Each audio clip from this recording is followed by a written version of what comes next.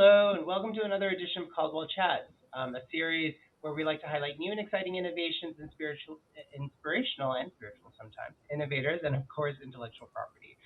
My name is Eyob Yohannes, and I'm the Director of Marketing and Creative Services here at Caldwell Intellectual Property Law.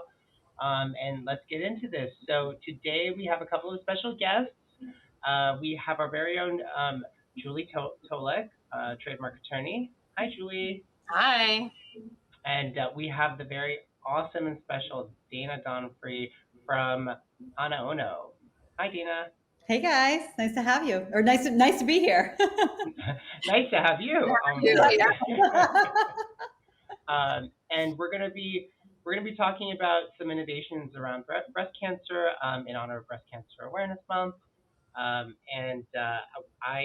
just have been looking on your website, and it's amazing, your brand and your product that you've made. And so let's get into it. What is AnaOno, and what prompted you to start AnaOno? Well, AnaOno is intimates designed differently for those that have undergone breast surgery, often related to a cancer diagnosis. And as the needs change, as your body undergoes many different difficult changes throughout the process, we really want to be there every step of the way. And I created AnaOno nearly 10 years ago after I was diagnosed with breast cancer in my late 20s. And I had also been a fashion designer my entire life. So the unfortunate circumstances of receiving a cancer diagnosis at a very young age, but also having this ability to use my talents and my skills and effort to support and provide something beautiful and comfortable to those that I shared a similar lived experience with was really why I created AnaOno, just to empower and support other breast cancer patients and survivors, and let them know that even though their bodies are different now and they might be different, their intimates don't have to be. So that was the premise of the idea, and we've been in business for 7.5 years. We've shipped bras around the world, and I'm very fortunate that I get to serve my community in such a beautiful way. Oh wow, that's really great. And so then you mentioned that you were in fashion design beforehand, and tell us a little bit more about your experience, your background experience in fashion design. Well, I've literally been a fashion designer my entire life. I can say that because I started making my clothing and jewelry when I was 8 years old. My mom has the embarrassing sketchbooks to prove it. But no, it's just something that's always run through my blood. And I went to Savannah College of Art and Design. I graduated there in the early 2000s and put myself on a plane to New York City because that was the only place where fashion happened in my mind, and had an incredible career. I've dressed amazing celebrities like Beyonce and Ellen and Oprah and Rihanna, and just some really amazing opportunities. And I did leave my career as a VP of product development for a children's accessories company located in Denver, Colorado. But I just love it. I didn't know how else to apply my skills or my talents when I got diagnosed, and making something was just so natural and organic for me. It just sort of, flowed out of me. And I'm really fortunate that I get to do what I love every single day of my life. Eyob had some experience in fashion too. I could see his eyes kind of light up when you started talking about the people that you've worked with. Eyob, reveal your secrets.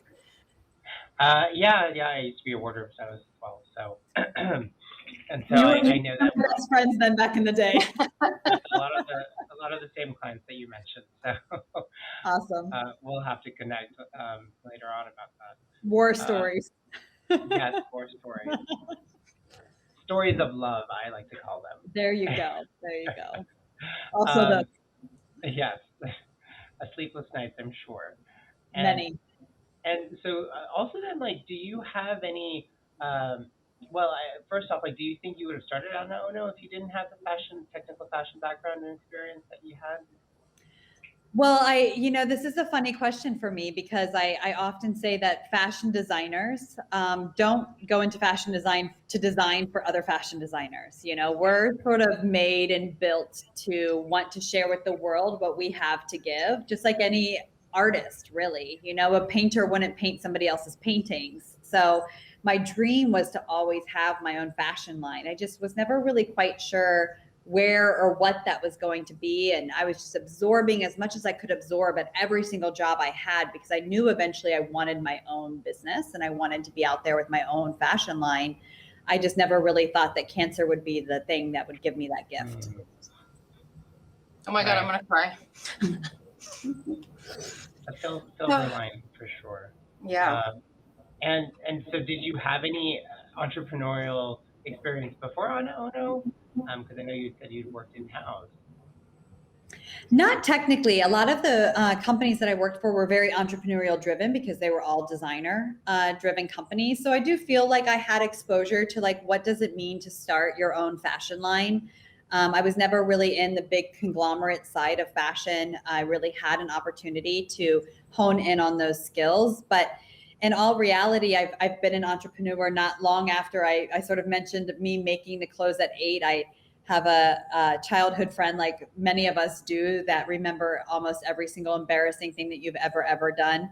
And she was reminding me about the days I used to walk up and down the hallway at school selling everybody my jewelry or my patch pants or my newest bag I had made. So I would always like wear these things and everybody say, where'd you get it? Where'd you get it? I say, I made it, give me $10, you can have it, So I was always hustling. It was kind of just, through my blood, and I had never really thought about it, being a little entrepreneur, making all of my own money as a kid. It never dawned on me that I was kind of running my own little small business at that time. And it's kind of cool to look back at that and remember that, sometimes you just feel like you are what you are. And what I'm doing today just feels so natural and just feels like a part of me. And I must say, with my previous experience in fashion in general, I think you wear many hats. and so it totally makes sense to me that, we're sales, we're marketing, we're everything all at once. And so yes. I definitely agree with you on that. For sure. And also tell us a little bit about your experience as an entrepreneur and being a woman in the startup space, and what have been some of your great obstacles, as a woman in the startup space. Wow, a whole nother series and talk on this topic for sure. Could go on forever, but it's interesting. I've been at this for 10 years now, and I have seen an evolution, but not one that's fast enough to be building this business over the last decade, and knowing what I was up against when I first started it, but also feeling what we're up against now has definitely changed. But very early on, it was really interesting because I knew I had this idea, and I knew the world needed to have these products, and I knew the women that I served needed these products. But I would reach out to people that I knew that were entrepreneurs themselves or had their own business, and most of the time those were men, because I wasn't surrounded by a lot of female leaders and a lot of female entrepreneurs. And every time I would tell them I had a business idea or what I was thinking about, they would all say to me, well, that sounds a bit like a lifestyle business. And I was always like a bit confused and taken back by it, because I didn't quite know what that meant when I first kicked it off. But it was just this automatic reply to say like, oh, it kind of sounds like you're going to have a hobby, is what they were implying in a lot of ways. And as I learned, a lifestyle business is still $100 million business. Like, I still define that as like pretty super successful. I mean, if it was a $50 million business, or if it's a $200 million business, like, it was just always a little bit with a little bit of an under edge, right? There's a little bit of an underbelly there. Like, oh, you can try it, but you probably won't really do it. And there was a lot of pushback very early on. And I think too, because a lot of my mentors were male. And so not only was I conversating as a female, I was also conversating about female oriented health issues, which they also didn't understand. So, questions when I would say, I'm making bras for people with breast cancer, and they would say, well, like, help me understand, is it custom? And I'm like, no, it's not custom. Oh, is it, why does somebody that doesn't have any breasts want a bra? And then I would have to like think to myself, how am I supposed to explain to this male that women want to feel beautiful and empowered and strong in their own bodies and their own hearts and their own skin? And I was realizing I was like attached to all of these issues that females deal with every single day, but pitching them to men. And there's a reason why we've been pushed so far behind for so long, because like, you don't know what you don't know, right? So not every male wears a bra. Some do. They know how it feels. But for those that don't, like, have no concept or idea to say like, oh, like a bra helps me feel beautiful. A bra helps me feel feminine. A bra helps me feel sexy, right? So we say at AnaOno, we're so much more than a bra, because it's about that emotional, physical attachment to who and what we are, and that expression of, being ourselves and celebrating ourselves, no matter how and what form that comes in. And these conversations are very complicated, especially when somebody on the other side doesn't really understand what you're doing. And that was a lot of pressure on a small business, especially a female founded, female oriented, women's health driven business, in 2010. Wow, 2010. And so how were you able to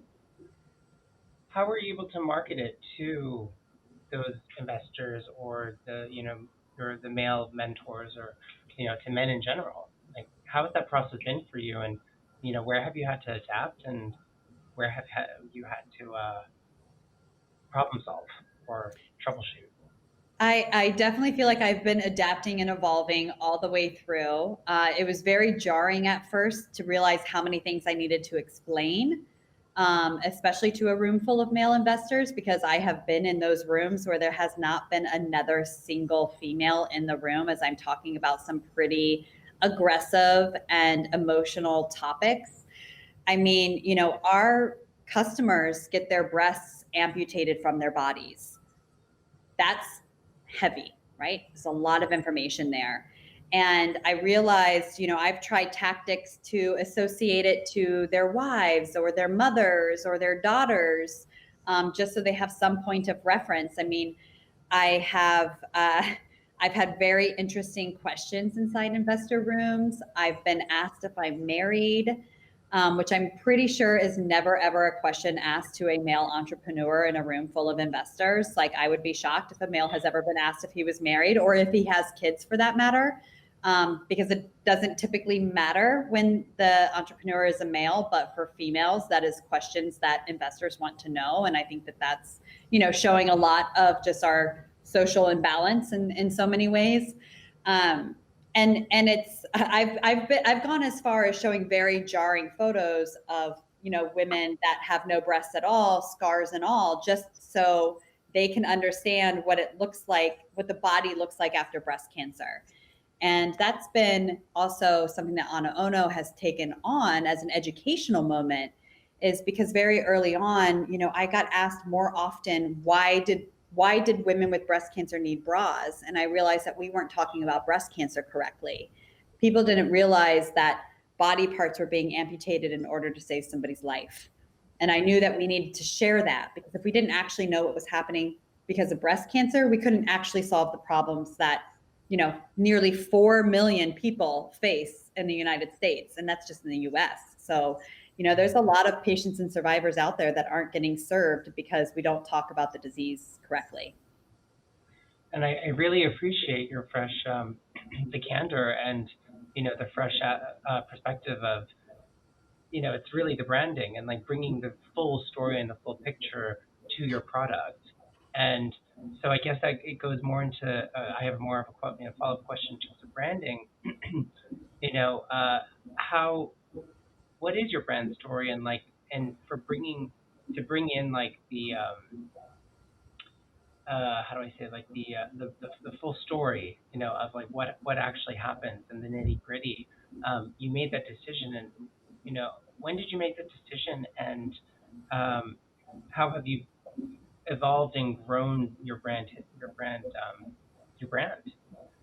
Well, I like to call it boob inclusive. So if you have 2 boobs, 1 boob, no boobs, or new boobs, we are here to support you.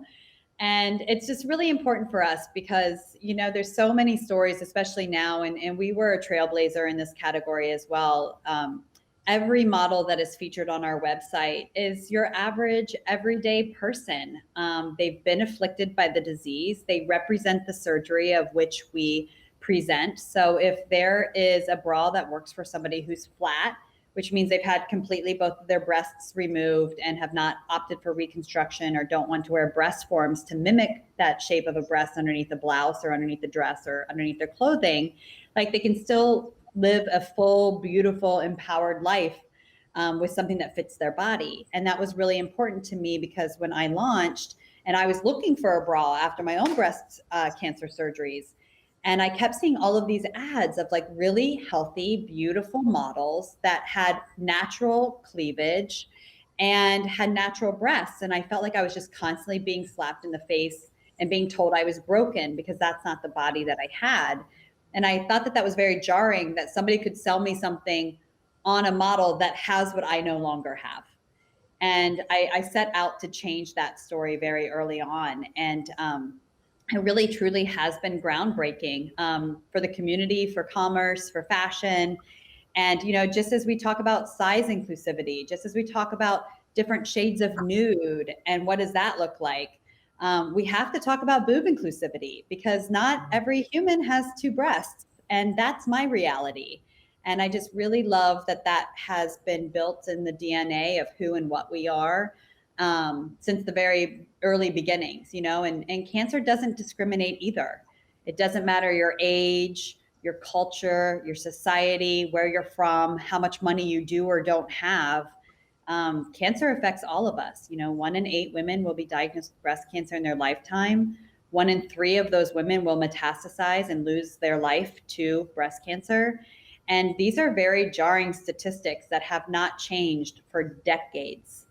And, you know, we want to make sure that we are, you know, unearthing a lot of this conversation and talking about these tough issues, because it's not just about what you wear or how you express yourself. And that's why we say we're more than a bra, because it really is about your own identity, femininity, sexuality. All of these things are wrapped up into one simple piece of your life that was taken away from you because of your cancer diagnosis. And I just want to give that opportunity back to that person to say, you are still beautiful. You are just as strong as you were before your cancer. Like, you can express yourself in any way that you see fit.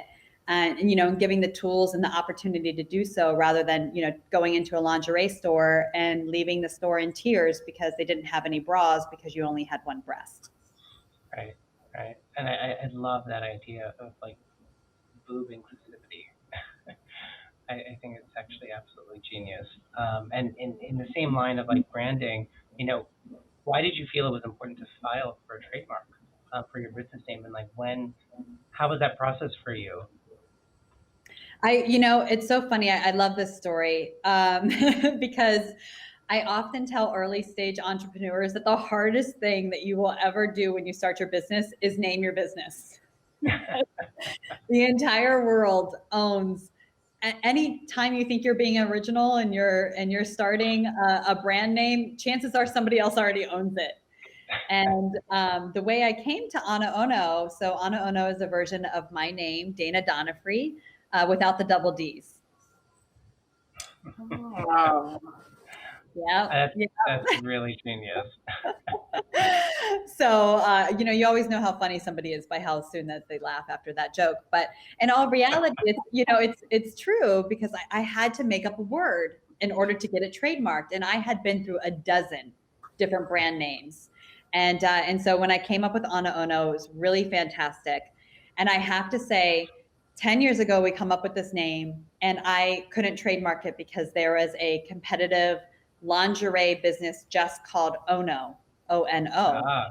And we've been waiting and waiting and waiting. And I am proud to say I officially now am a proud owner of my name, AnaOno, through the trademark channels. But that's how long it took us. And we had a strategy, and we, you know, trademarked other pieces of our slogan. Our slogan is never alone, which is really our community aspect of our business. We have a trademark called FOOBS, which stands for fake boobs.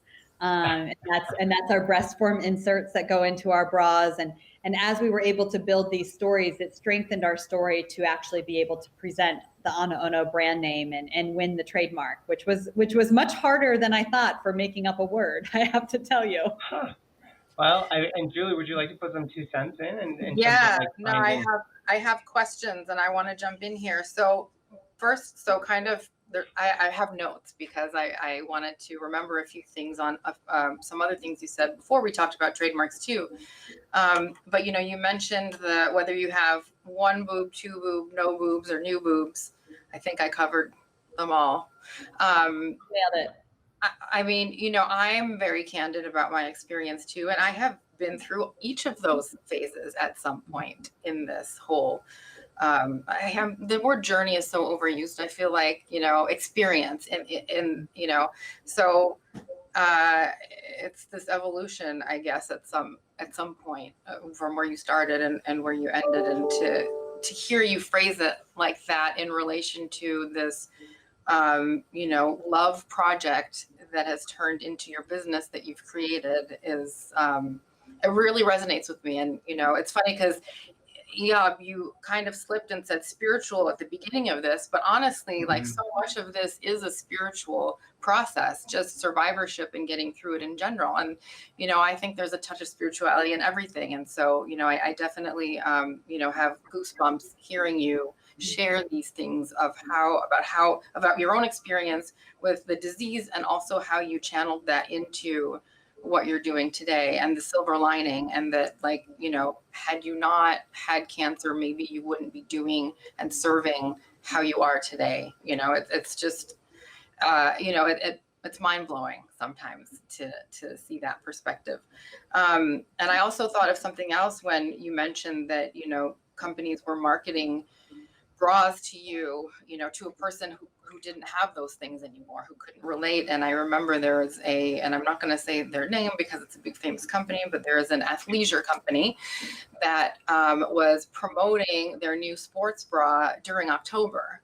And my inbox was like full of like, oh, our new sports bra and blah, blah, blah. And it was in the middle of, my active treatment. And I was like, I wrote to them and I was like, this is ridiculous. Like, you guys should have, some more like common sense than to do this. I mean, no brand self-awareness or anything. And, they were back and like apologized. But of course, the campaign continued throughout the month. So, I have had that experience too. And I'm sure every person that wears a bra that has gone through this, feels those same things. So I appreciate that you bring that to light as well, instead of, people like me emailing behind the scenes and complaining.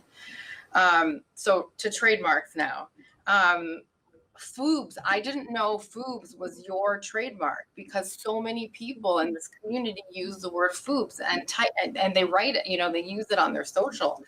And, obviously the point of gaining that trademark protection is to protect the name.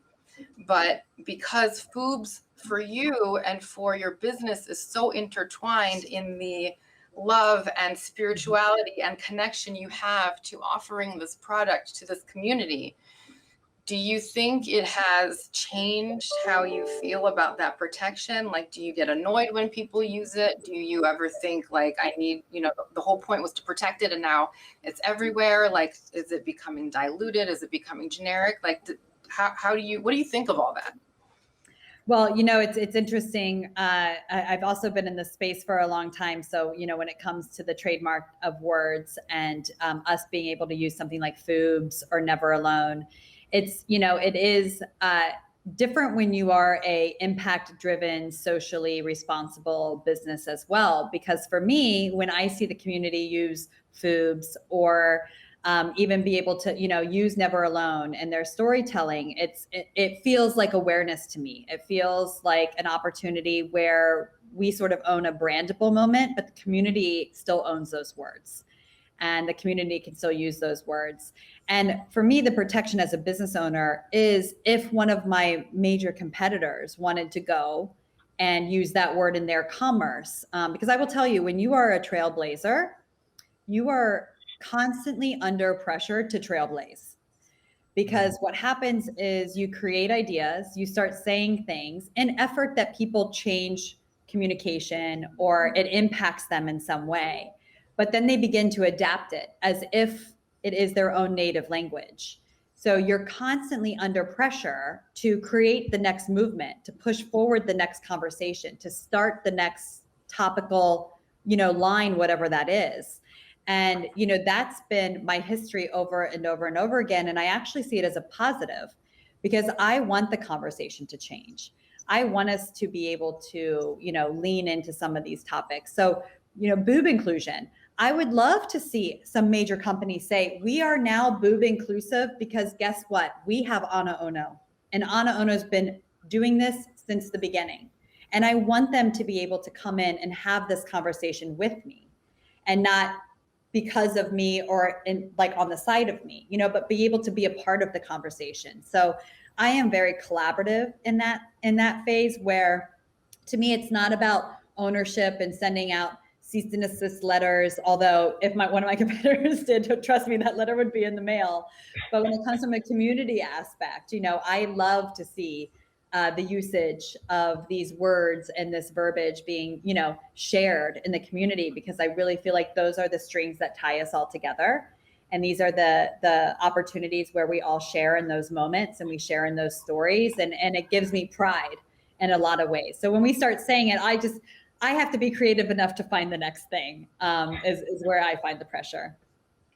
Yeah. It's so interesting. So, you're protecting it for the community. It's like you've trademarked it for the community, essentially. So they know that this word, I say they, it's my community too.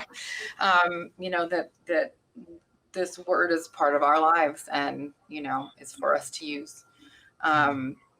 That's really cool. I don't know that I've ever thought about a trademark that way, I guess. But I mean, it makes sense. It makes absolute sense in this case too.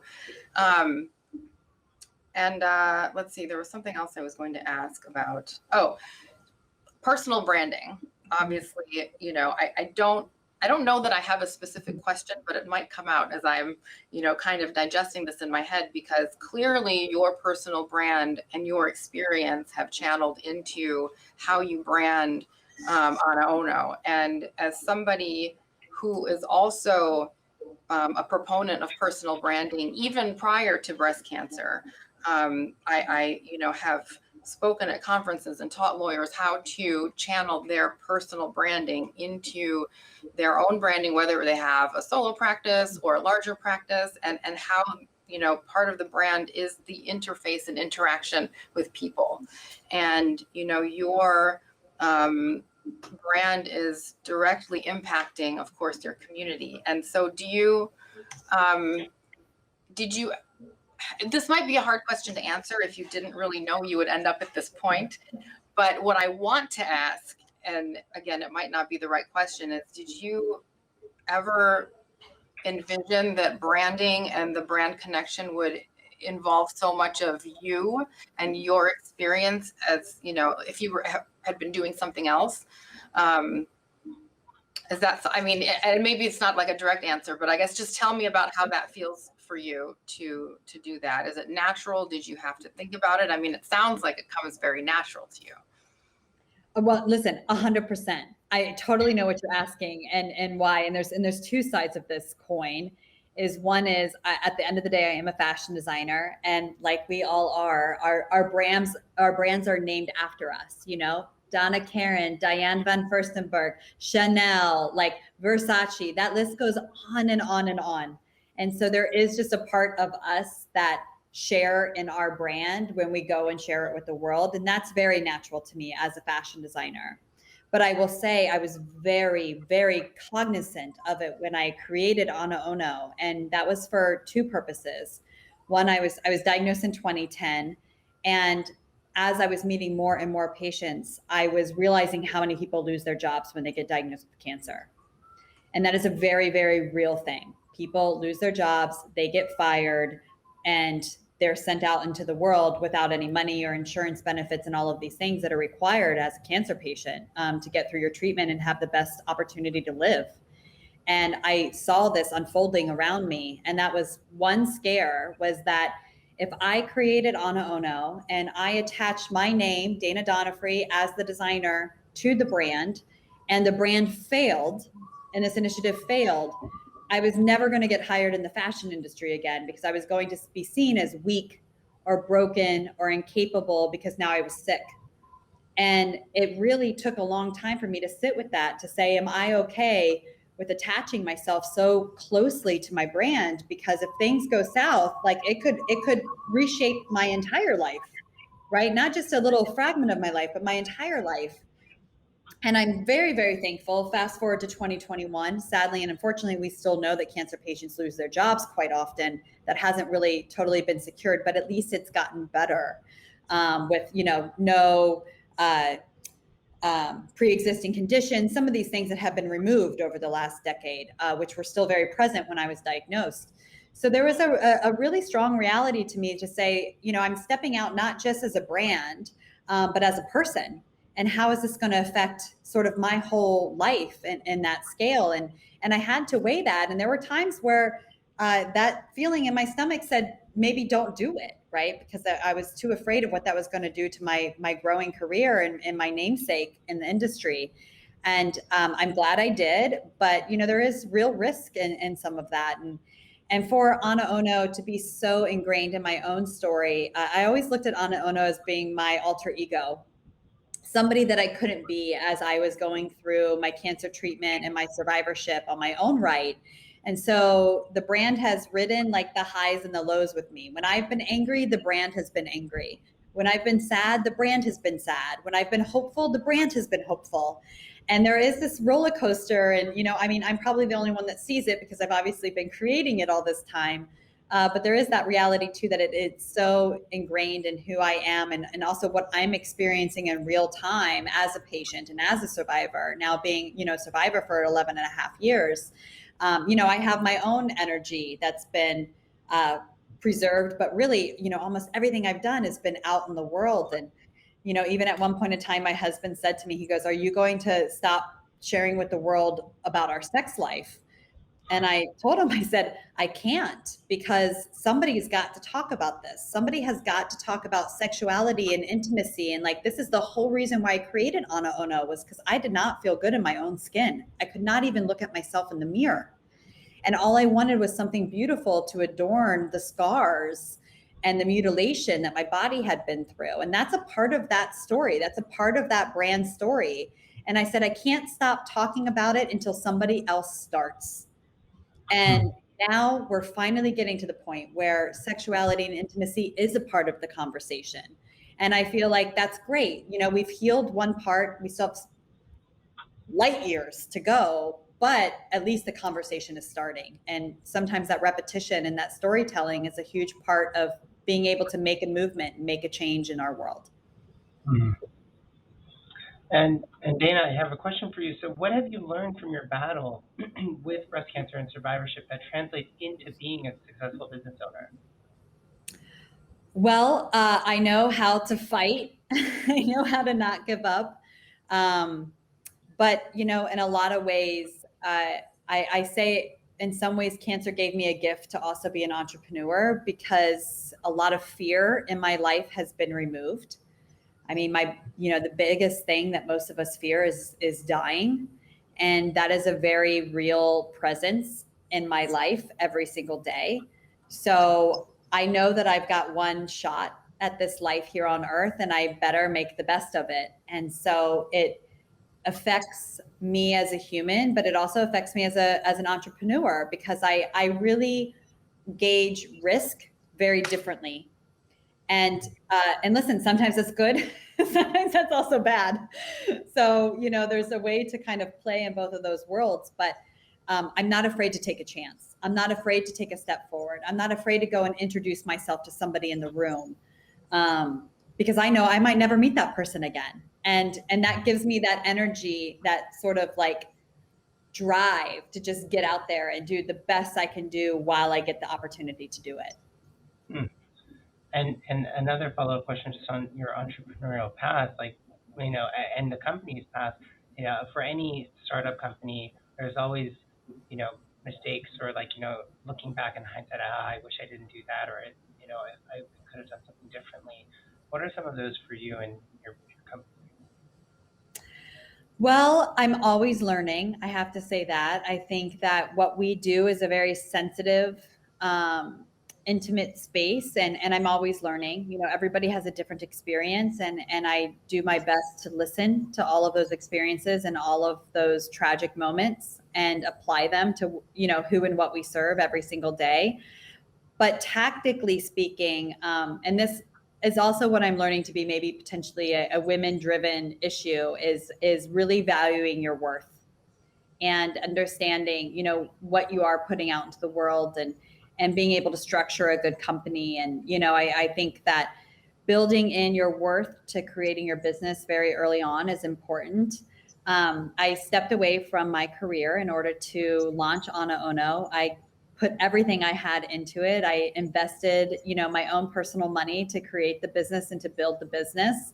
And, you know, there's a lot of learnings there, but I do wish I gave myself a paycheck a little bit earlier, because, you know, you have to live. Like, you do have to live your life. And I walked away from an incredibly successful career to do this. And I'm very lucky to say I got to have that opportunity to do that. But, you know, I do think that there's personal growth that's happening alongside the entrepreneurial story as well. And you've got to, you know, I was 28 years old when I launched this business. So I was only, you know, exposed to as much as I could expose. And now I finally get a paycheck, small but mighty. But, you know, I think that that's important. I think entrepreneurs, especially female entrepreneurs, need to respect that part of themselves, and know what your worth is, and find a way to carve that out. Mm. And I guess like a last and follow-up question would be, you know, what advice would you give to female entrepreneurs, but also to breast cancer survivors, and maybe even some of those breast cancer survivors that may be thinking of being entrepreneurs themselves? Well, for entrepreneurs specifically, I really encourage that you are incredibly passionate about what it is that you're doing. I think that in a lot of the rough moments, the passion is what keeps you going. I know that we are making the world a better place, even if it's just one bra at a time. And that's, you know, my goal is to, you know, help improve the life of somebody else. If it's just one person a day, I'm happy. I've done my job. I'm thankful that it's hundreds and thousands, but I think that there's a lot of tough moments in startup and small business running and entrepreneurship, especially going through this last year and a half of COVID. You're like on the shaking ship 100% of the time. And the only thing that keeps your head above water is that you can love what you do and love those that you support. And for breast cancer patients out there and survivors, I just, you know, encourage others to take it one day at a time.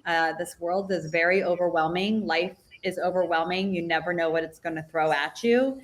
And to think and like dive into that dark place is such an easy thing to do. And it's almost easier to take life in its bite-sized chunks and, you know, just live it as fully as you can live it, you know, every single minute, because time is precious. And I feel like I got the gift of learning that very early on in my life.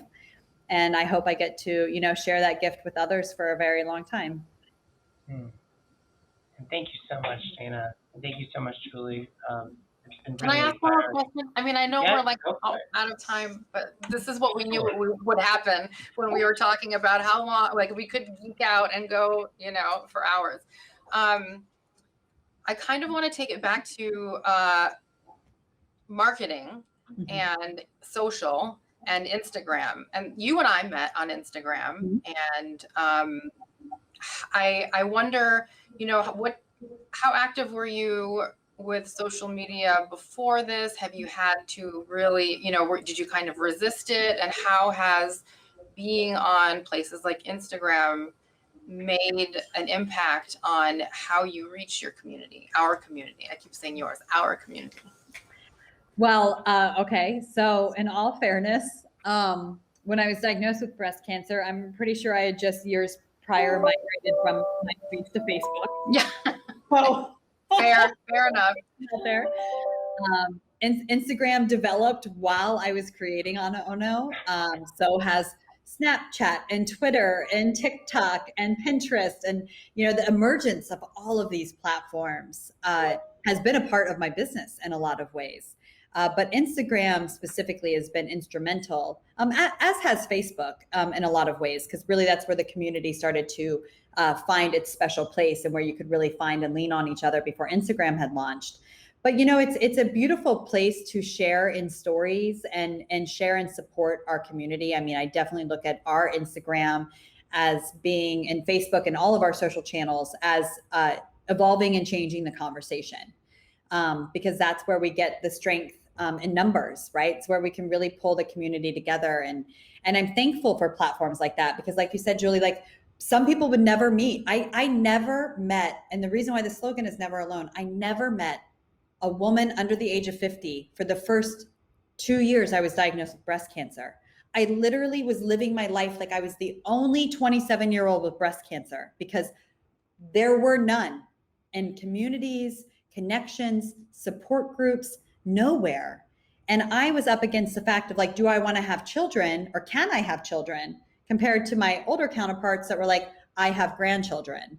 And it was really incredibly isolating. And for me, like, that's what social media does, is like, it can introduce small and marginalized communities to each other and give each other a voice, and give the community as a whole a voice, and really, draw attention to places that, aren't the mainstream. Like, not everybody is a 65-year-old white woman that gets diagnosed with breast cancer. That's not our reality, but it's what we see as we get marketed to. So for me, it's been instrumental to show the pictures of what does breast reconstruction look like, show a picture of what a mastectomy tattoo or somebody without nipples looks like, or an aesthetic flat closure, or a uniboob, or any of these things. If we get the opportunity to actually show reality rather than letting somebody else control our conversation.